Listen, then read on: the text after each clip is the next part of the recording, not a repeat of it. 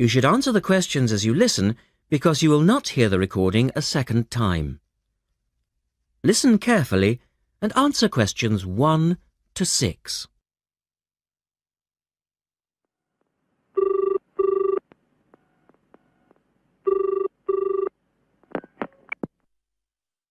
Thank you for calling Millennium Office Supplies.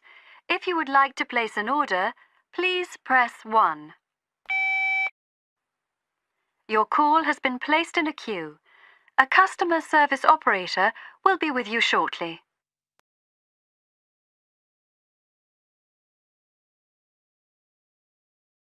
Gina speaking. How can I help you? Oh, hello. I'd like to order some stationery, please. And who am I speaking to? John Carter. Right. Can I just confirm your account number and the name of your company, John? Sure. The account number is 692411. 692411. Right. And you're from Rainbow Computers? No, the company is Rainbow Communications. Oh, OK. I'll just fix that on the system. Communications. And what would you like to order, John? Envelopes. We need a box of A4, that is, normal size envelopes. White, yellow or manila? We'll have the plain white, please. But the ones with the little windows. OK. One box, A4, white. Just the one box, was it? On second thoughts, make that 2 boxes. We go through heaps of envelopes. As a matter of interest, are they made from recycled paper? No, you can't get white recycled paper. The recycled ones are grey, and they're more expensive, actually. Right, we'll stick to white then. Something else, John? Yes, we need some coloured photocopy paper. What colours do you have? We've got purple, light blue, blue, light green, whatever you want, pretty much. There are 500 sheets to the pack. Right, let's see. We're going to need a lot of blue paper for our new price lists. So can you give us 10 packs, please? Make sure it's the light blue, though. 10 packs of the light blue. Now listen to their conversation.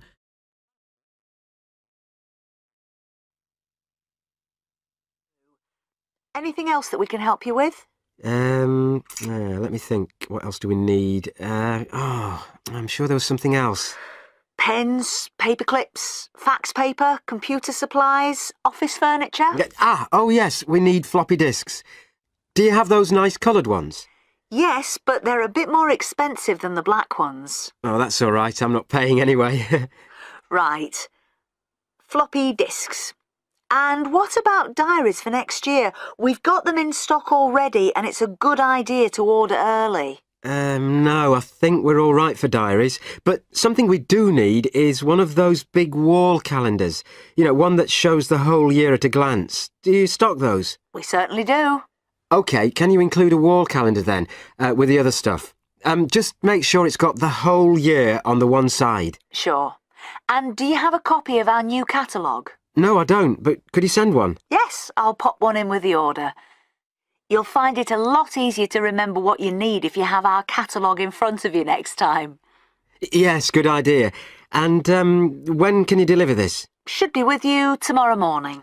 Can you make sure that it's not after 11:30 a.m?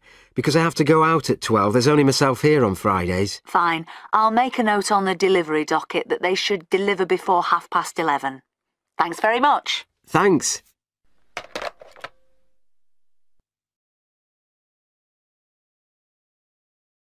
Now, listen carefully and answer questions 11 to 16.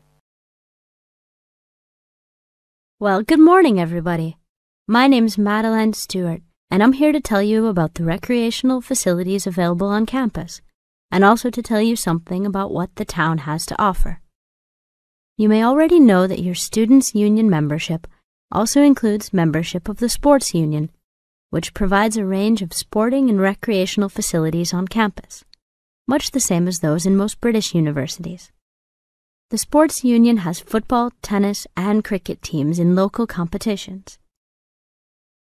And really, most sports are catered for in some way on campus, even if they're just social matches.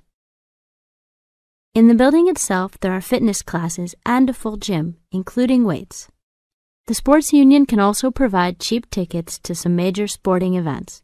And to keep you up to date with everything available, there's a weekly newsletter distributed around the campus. You should check this to find out the names and phone numbers of the contact people for each sport or activity you're interested in. Yes, did you have a question? Yes, apart from what you've just said, does the sports union offer individual help in any of its activities, for example, in getting fit and healthy? Yes, we do.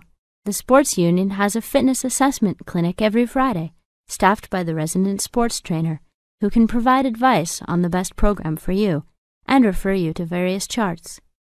I'm sure you all realize that for any medical assessment or health problem, you should go to the University Medical Service. The sports trainer can also advise you on a suitable training program using the weights. And now on to Ashbury. Now listen and answer questions 17 to 20. And now on to Ashbury. For a town of its size, Ashbury has some unusually good leisure and sporting facilities, most of which are near the center of town and easily reached by bus from this campus. There's a new, well, almost new, Olympic-sized swimming pool. That's not quite in the central town area, but it's only a 5-minute walk from the bus stop. Above the pool, there's a high-tech fitness center that any of you more serious fitness lovers would need to check out. Then, in the center of town, there's a sporting complex called the Anderson Center, which contains squash courts and facilities for a number of other indoor sports, such as basketball. And just around the corner from the Anderson Center, in the main street there, is an indoor bowling alley. All of these facilities are listed in the weekly newsletter, so I encourage you all to look through it and... Now listen carefully and answer questions 21 to 26.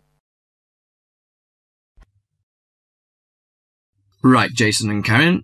How are your presentations for the next tutorial class? I feel a bit nervous. I haven't done that before. Although many of my classmates in the same tutorial group have finished theirs. But I think them a little uninteresting because they just read out their notes. I hope mine will be more attractive. It seems you have a higher demand for yourself. As for me, I have no sense of uneasiness because I made one last semester. But I feel no sense of satisfaction about it. It lacked strong arguments, I think. How much did you get for the last presentation, Jason? 83% actually, but my goal for the next one is over 87%. It's pretty good. What is your topic for this one? Strategies for reading. I feel my biggest problem is in the reading speed, rather than vocabulary, which is most students' problem, though. I am slow, especially in reading articles on my major courses. They are complex and dull. Have you found any effective methods? Well, I am not quite sure. I suppose to skim the books or articles is a good approach. Yes, by skimming the book first, you get the choicest parts. It saves a lot of time. You don't have to read every word of the passage, but you have to learn to read certain parts intensively. Yes, I include that in my presentation. There is one thing I'm not clear yet. Why don't we make presentations more related to our major? Once you learn to write clearly, read analytically, and listen to lectures effectively, you'll begin professional tutorials. That means you should start from the basics. Well, Karen, how is your presentation?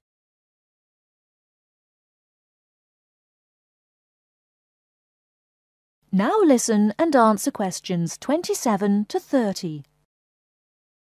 Well, Karen, how is your presentation? I am still in a panic. I want to find some more interesting topics about writing, but I wonder what articles I can refer to, because there are so many of them. Did you get the list of the reading materials handed out last class? Yes, but there are over 20 on it. I have only a week to prepare, so I wonder if Okay, let me give you some suggestions. You needn't read them all because some of them deal with the same issue. The article by Halsworth is really worth reading. It covers the aspects of organising the thoughts and ideas. OK, Halsworth. You should also read the article by Jackson, but just look at the part on research methodology, how they did it. Right, I'll read that one. You should also read the article by Fisher, but just look at the part on the writing plan. That is, how to plan your writing in a systematical way. OK, Fisher, got that. And if you have time, the one by Risewell says very relevant things. It teaches how to title your articles and make it appealing. You should finish the whole book. OK.